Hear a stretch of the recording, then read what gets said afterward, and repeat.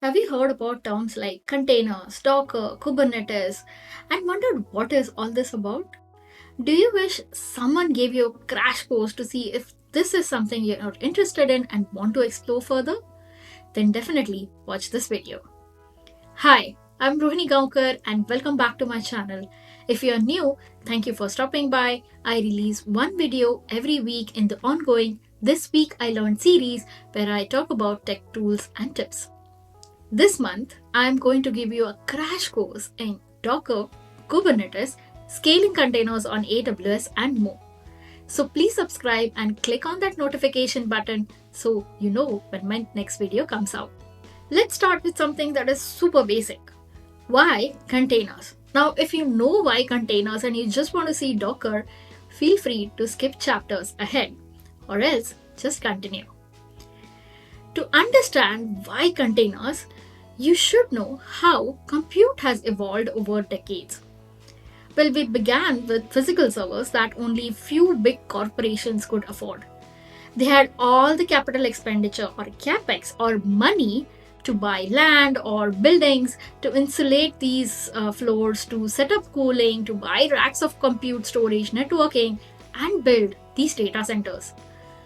Over the years or decades, cloud computing came about, turning these data centers into a pool of virtual machines so that we could use them as utility-based computing via the internet. Similar to, our houses where we get energy giants building these electrical grids and we are getting access to the electricity that they are producing via the cabling that has been laid down in a pay-as-you-use service. So, virtual machines are great because they give you the flexibility to install or code anything you like. If you don't want to work on that machine anymore, you can just go ahead and terminate that virtual machine. That's great. But there is a particular problem in software development where they have kind of become a little bit of pain point. Let's say I'm a developer who is writing code on my local machine, and I run their test cases and the codes. Everything seems to work fine. Now I want to share this code with my team leader who is merging code from my other colleagues and pushing it to the staging or production for deployment. How will I share this code with my team lead? Well, I will use something like source control, version tools like Git, GitHub, or SVN, and we all can just commit from our laptop to that repository. It gets merged, it is sent for testing to the staging environment or the QA environment, and then finally to production. But this is one of those cases where it seems like it's so easy and straightforward, but actually it is not. You see, for your application, you need more than just your code to actually run. You need a runtime engine. For your interpreted languages, for Python, you need pip, or for Node, you need npm. Then you have dependencies or some external libraries. You have configurations like you need to point your code to a database that is external. So your application as a whole has to go through a lot of different environments which are separate or independent. So it is highly possible that there are different versions of libraries or there are different engines on one of them. There might be drifts in the differences in the configurations or the dependencies in these. So when your application actually travels through each of these environments, there is a high probability that it will break. Developers have said this more than ever for it to become a meme. It works on my machine, why not in prod? So how do we make it so that we have assurance that the code we actually wrote is consistent in all the different environments? This is actually why and how people started using containers. Containers packages these different components into one consistent unit of deployment, that is a container. They are lightweight, portable, platform agnostic. What does it mean to be platform agnostic? It means that the same container will run seamlessly on my laptop and on any other machine. It could be a virtual machine in cloud. So containers are not something new.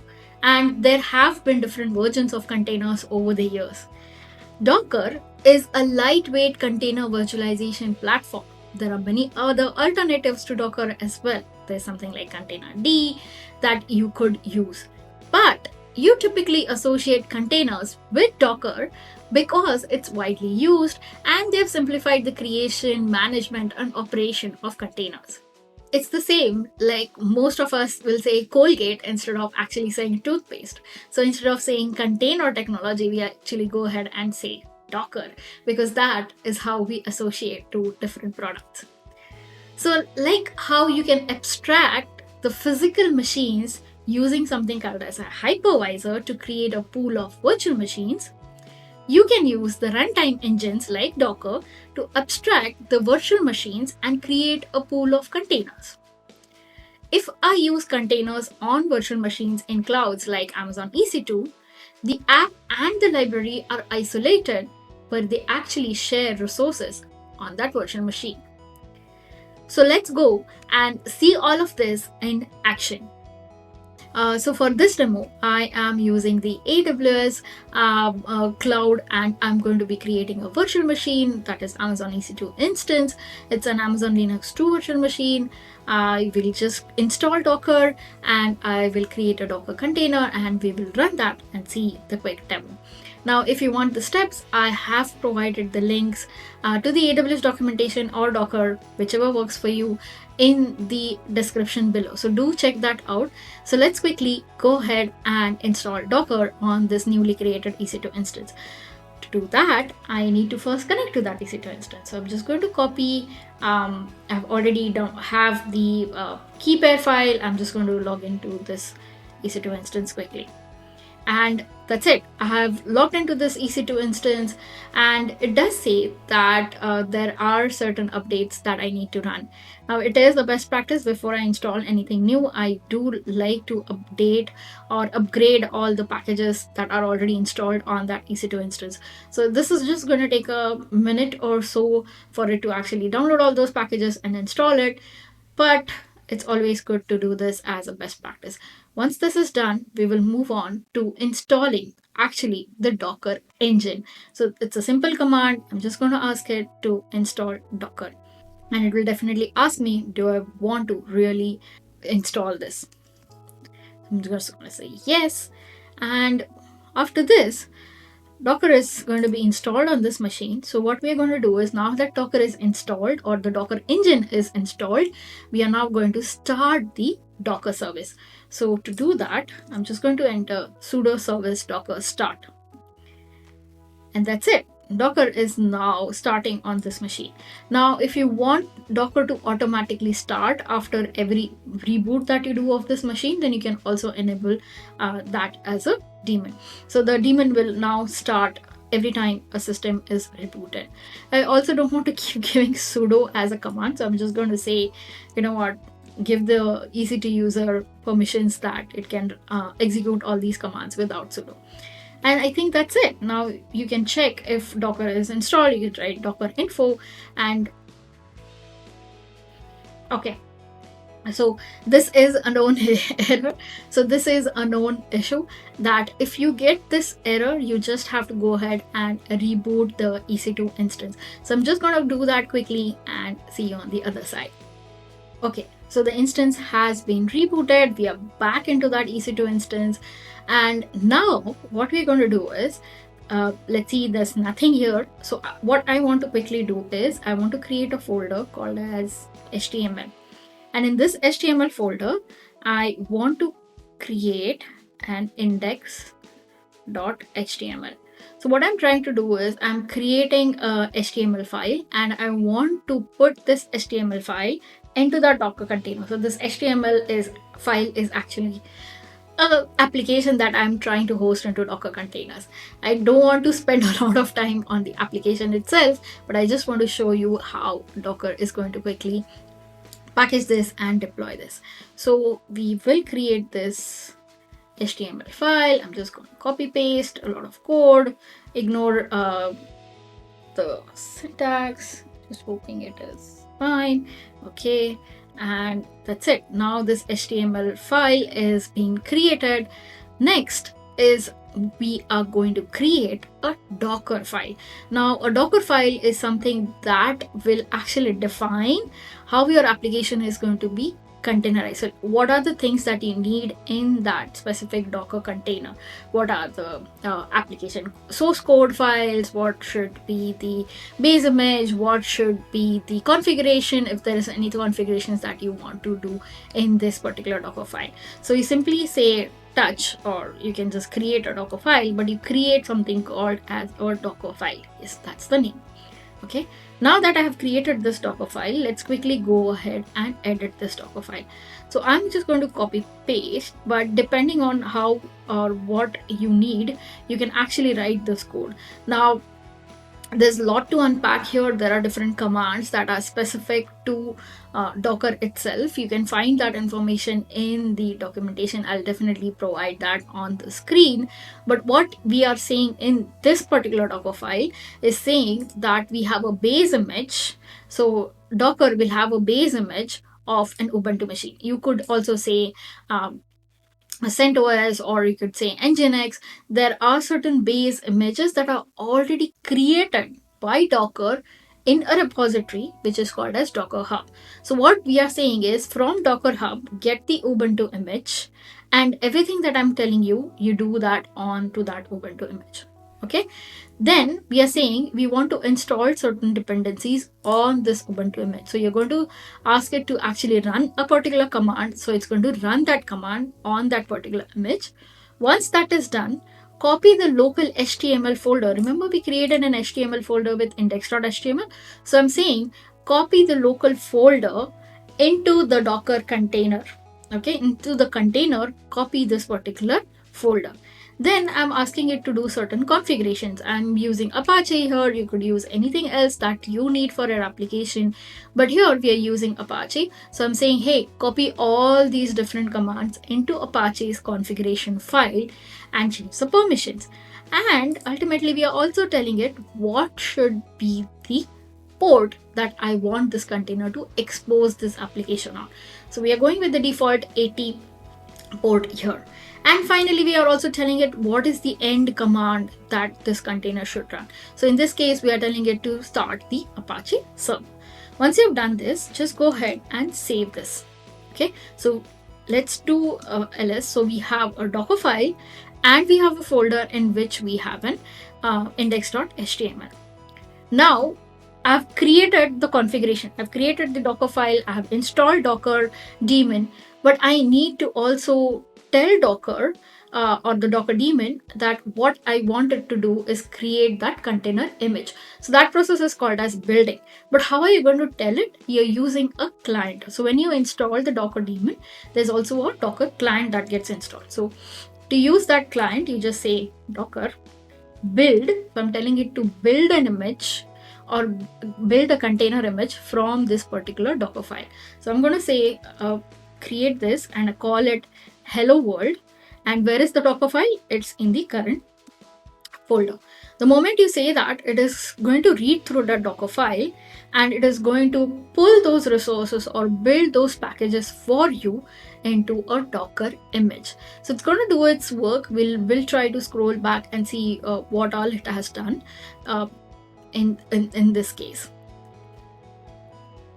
Great. So what it is saying is that it has successfully built a Docker image. It's just a random number that it provides, and it has tagged it saying it's hello world, and the version is latest. So every time you build the same container image, tag with latest, and you can also access the previous versions as well. So you can see that it has, in the first step itself, it took a lot of time for it to get the Ubuntu image, to install the packages. That is why it was taking it so long. And then later on, it took other steps as well. Like I asked her to copy, I asked her to configure something, to run something. So it has taken all those different steps as well to build that container image. Once this container image is built, you can actually see that. If I do Docker images, you can see, so hello world was created 51 seconds ago. And remember, I also asked it to download the Ubuntu image. So it has also downloaded the Ubuntu image from Docker Hub. and stored it here. But when was it created? It was created recently, like 2 weeks ago. Now we have the Docker file from which we have created the Docker image. Now we will use this Docker image to create a Docker container. Okay, image is just definition. Like you've created the definition, we have created this image, but this is not actually running your application. Your application will run into an actual container, right? So what we're going to tell Docker is that I have given you this image, use this image, this is hello world, and use this image to create a new container. So run a container for me. So to do that, we're just going to say Docker run, and we're going to say that use the host port 80 to expose the containers port 80. Now, because there is a host, that is this virtual machine, and there's a container running on it, we need to also provide the networking output. So if the container is on port 80, we also need to bind that port 80 to the host's port 80. So that is what we are doing in this case. And what is the container image name? That is hello world. The moment I do this, ignore the ignore the warning, but what it is actually going to do is it is going to run the Apache server on this machine, and it is going to run it inside that Docker container. So let's go back and see the public IP address of this EC2 instance. Remember that we have the host, that is this EC2 instance. So we will use this, and by default it is port 80, but if you give port 80, it should be able to show that yes, this HTML page is actually inside that Apache configuration, and that Apache is inside that Docker container, and that Docker container is inside that EC2 instance, and it is currently running. Now, to show you that this Docker container is actually isolated than any other Docker containers that are running, what I'm going to do is quickly, I've already created an EC2 instance, and this EC2 instance, let's connect to this EC2 instance quickly. Okay. And in this EC2 instance, if you see, I've already created the Docker file. I've already created that sample app. So let's check out sample app. Okay, so this is the sample application that we just created in the other EC2 instance. But what I'm going to do is make some changes here, index.html, and instead of the color green, let's change the color to orange. Okay, so what I'm going to do now again is Docker build -d hello. I'm not saying hello world, I'm just saying hello in this case. So I'm creating a new container image, so it's going to run the exact steps, and it's because that Ubuntu image is already downloaded in this machine, it's not going to repeat all of those. It's just going to use that same layer, and whatever changes have been happened, only those will be executed. So that's why this container image creation was so quick, so fast. So next is going to be Docker run, and it is now going to run this hello image on this particular EC2 instances port. So let's go back, and that's Docker demo 1. Let's just copy this and open this. So you can see this one is actually orange. If I refresh, this is orange, and the other one is still green. Now let's do a little bit more fun here. Let's go to load balancer. Now I've already created a load balancer. I've added this that EC2 instance to this, but let's register one more EC2 instance. That is Docker demo 2, and include as pending, and I'm just going to register this EC2 instance. Okay, and now that I keep refreshing, you can see that it is actually changing from both these instances. So both the different Docker containers are separate in this case, and they are running separately on two different machines, and I've put them behind a load balancer. So if I keep refreshing, the load balancer is just going to keep changing the images that it is running on.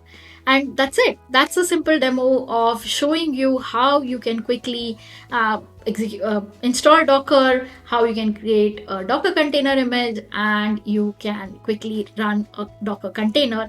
We also how we can put these Docker containers behind a load balancer and see the magic that is happening. Next week, we will continue this journey. So subscribe, like, and comment and share this video. You know, the usual. Thank you for watching. See you next week.